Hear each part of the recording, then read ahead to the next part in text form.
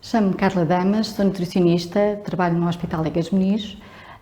Foi com muito agrado que recebi este honroso convite pela parte da SPA, nomeadamente pelo Dr. Alberto Melo e Silva, que me propôs o tema Os 10 Mandamentos de Comer Bem. O primeiro mandamento é evitar o consumo dos lípidos saturados e trans. As gorduras saturadas são sobretudo gorduras de origem animal, como a banha, a manteiga, o queijo gordo, mas também algumas vegetais como o óleo de palma e o óleo de coco. As gorduras trans são óleos vegetais que, por um processo de hidrolisação, portanto, transformam-se numa gordura sólida que é muito utilizada nos produtos comerciais porque dá um paladar diferente e também uma durabilidade diferente. O que nós sabemos é que há vários estudos que indicam que quer as gorduras saturadas como as trans aumentam consideravelmente as LDL e aumenta também o risco total de morte, sobretudo para as doenças cardiovasculares. Trouxe aqui o exemplo do óleo de coco, que é um óleo que está muito na moda, em que se calhar a maioria não sabe que o óleo de coco 90% é de gordura saturada. Em janeiro de 2020, a American Heart Association publicou uma meta-análise em que dizia, sim senhora, nós sabemos que o óleo de coco é de gordura saturada, faz aumentar os LDL, mas será, como tanta gente preconiza, existe outros benefícios a nível de doenças cardiovasculares? E a conclusão que eles chegaram é que não existe, não conseguiram chegar a essa conclusão. E o que aconteceu é que, comparativamente com outros óleos vegetais, aumentavam exponencialmente os níveis de colesterol total, nomeadamente de LDL. Portanto, o que é que nós temos que privilegiar? Outro tipo de gorduras, nomeadamente as mono e as poliinsaturadas. Falando das poliinsaturadas, que são subejamente conhecidas, dos ômega 6 ou ômega 3, porque é que são tão importantes? Porque nos fornecem também ácidos gordos essenciais. Para a prática clínica, eu acho que é muito importante percebermos quais são os alimentos que podemos aconselhar aos nossos doentes deste tipo de alimentos que são ricos em lípidos saudáveis. O caso do óleo de girassol, o milho, as oleaginosas, os óleos de peixe, que são ricos as EPAs e os DHA, os óleos de peixe, e também o alfa-linolénico, que é um ácido gordo essencial nas nozes e nos vegetais de folha verde. Os vários estudos indicam que o aumento do consumo dos lípidos poliinsaturados são protetores contra a doença cardiovascular, diminui o risco de morte súbita e, nomeadamente, o consumo de azeite, que é um óleo, é um lípido monoinsaturado, tem um estudo muito interessante que diz que pode diminuir durante um período de 5 anos riscos de eventos cardiovasculares. Sal. O sal que tanto nos adoça, salga a nossa vida, é um dos alimentos ou um condimento que mais utilizamos na nossa alimentação. Ter atenção que a OMS recomenda o máximo diário de consumo de 5 gramas por dia. Segundo um estudo do Inquérito Alimentar Nacional e Atividade Física, que foi rever os anos 2015 e 2016, percebeu-se que a população adulta consome o dobro dessas recomendações. A evidência científica de que o consumo de sal é um precursor da hipertensão está subejamente estudada. Portanto, não é um mito, temos mesmo que utilizar outras formas de conseguir dar a volta e tornar os alimentos e as confecções mais agradáveis no consumo. Uma das coisas que nós podemos sempre sugerir aos nossos doentes, como é subejamente conhecido também, o uso das ervas aromáticas. Eu aqui não referi, mas também hoje em dia temos uma série de vinagres, vários tipos de vinagres que dão vários outros tipos de paladar e faz com que se consiga diminuir o consumo de sal. Explicar sempre aos nossos doentes que todos os produtos ultraprocessados, os produtos de conserva, charcutaria, sopas instantâneas, têm uma grande quantidade de sal. Para termos noção o que é que são 5 gramas de sal, é uma colher de sobremesa. E atenção que estas 5 gramas não é o que podemos adicionar após as confecções, já inclui também a confecção. Consumo dos alimentos ultraprocessados.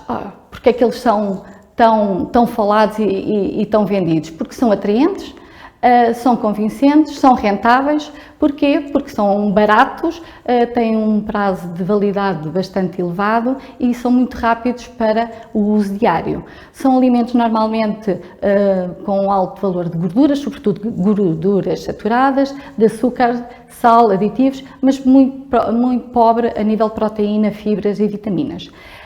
É importante nós incentivarmos os nossos doentes a confeccionar as refeições em casa, arranjar soluções para quando não há tempo de confeccionar num dia e congelar, porque não perde valor nutricional e assim conseguirem ter uma alimentação mais saudável.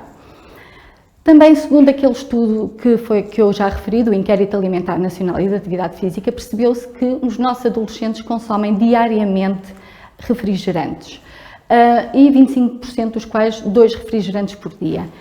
Os refrigerantes não têm qualquer valor nutricional, não têm qualquer benefício, portanto, e só nos pode ajudar com uma alimentação mais precária a aumentar a obesidade e, por aí, as doenças cardiovasculares, o cancro e a mortalidade.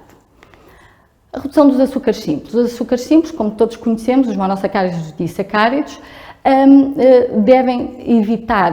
Porquê? Porque são açúcares que fazem para além de um pico de glicemia, mas quando estão em energia a mais, vão ser transformados em gordura e, portanto, isso vai nos aumentar também os nossos valores de colesterol. Nos açúcares adicionados, eu gostaria de realçar aqui os cereais açucarados, que são muito utilizados, sobretudo nas nossas crianças e adolescentes, em que achamos que os cereais é uma mais-valia para um pequeno almoço ou um lanche. Atenção, a maioria deles tem uma grande quantidade de açúcares simples, portanto temos que ajudar a arranjar outro tipo de soluções. Segundo a OMS, a recomendação para o consumo de açúcar simples é menos de 10% da ingestão total da dieta. Consumo de álcool. Bem, as diretrizes atuais aconselham no máximo 2 doses diárias para os homens e 1 dose para as mulheres, dos que já possuem hábitos etanólicos. Sabemos também que não devemos promover o consumo de pessoas que não têm esse hábito, mas, no entanto, existem vários estudos que o consumo moderado de vinho tinto, dentro das diretrizes das doses recomendadas, tem um benefício e um impacto no HDL, e na redução, no HDL colesterol e na redução do stress oxidativo.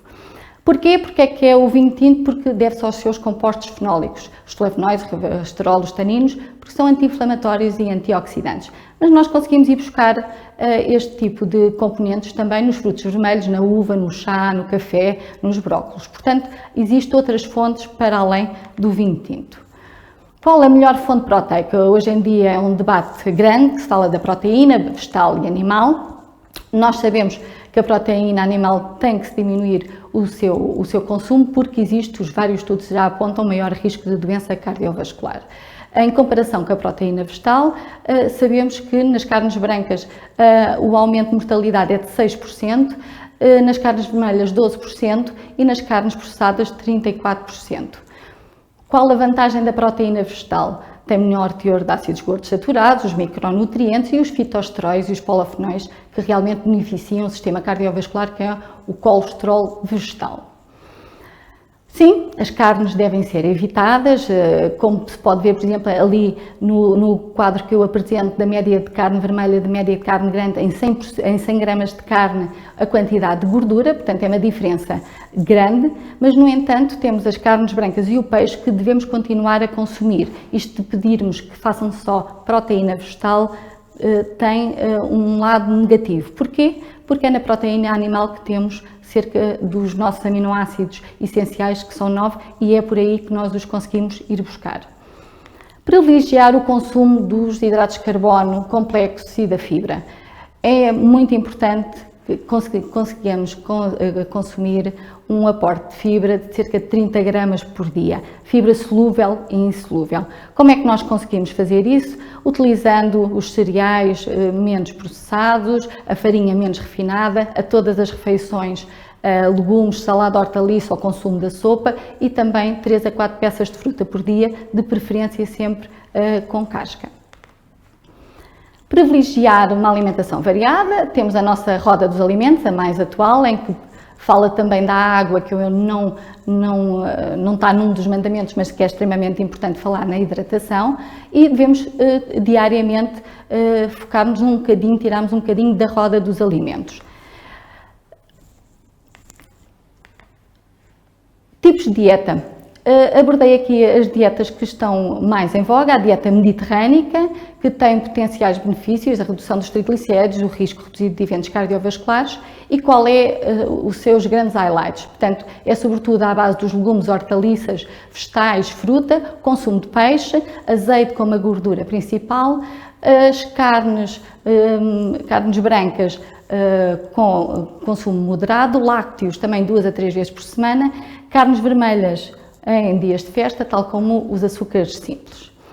Em 2019, na CPEL, foi apresentada a dieta atlântica. O que é a dieta atlântica? É uma dieta que foi preconizada mais pelo nosso norte de Portugal e a Galiza, em que a grande diferença com a dieta mediterrânica é que insiste no consumo de carne vermelha, nomeadamente a carne de porco, o vinho como nas principais refeições e os lácteos diariamente.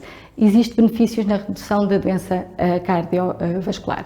Depois temos a DASH, que é a dieta para baixar o consumo de sódio, o consumo de sal, e é à base dos consumos de vegetais, como as outras, as frutas, os lácteos, sempre lácteos magros, e o consumo reduzido de gordura saturada. Os potenciais benefícios é a baixa pressão arterial e a redução de risco da diabetes. E a dieta cetogénica, que também é muito comum agora, só para lembrar que só 5% das calorias totais provêm dos hidratos de carbono, 75% da ingesta total é de gordura e 20% de proteína. Diminui a redução do peso, no entanto, não há estudos que consigam comprovar as melhorias na doença cardiovascular. E por fim, o último mandamento: sem uma alimentação saudável não conseguimos atingir e baixar os níveis de colesterol total, mas também sem o exercício físico não conseguimos ter um estilo de vida saudável. Sabemos que os comportamentos sedentários têm uma associação significativa quanto ao risco de doença cardiovascular. Está preconizado 2 a 3 vezes por semana, depois também depende dos nossos doentes, fazer uma prática de exercício físico, consoante as suas patologias, com alguma maior resistência ou flexibilidade, e as várias pesquisas dizem que dieta e exercício realmente é um grande protetor das doenças cardiovasculares. O que é que nós queremos ser? Um diabético, triglicéridos e hipertenso ou um David? Está nas nossas mãos e, como nós profissionais de saúde, de tentar ajudar os nossos doentes. Nas considerações finais temos 2 caminhos: o caminho de uma alimentação saudável e o caminho da junk food. Portanto, os efeitos positivos obtidos pelo consumo de uma alimentação saudável, aliada à prática de exercício físico, são inquestionáveis, vários estudos o comprovam. Precisamos todos nós, médicos, nutricionistas, profissionais de saúde, juntar-nos para conseguir levar esta missão a bom porto. Muito obrigada.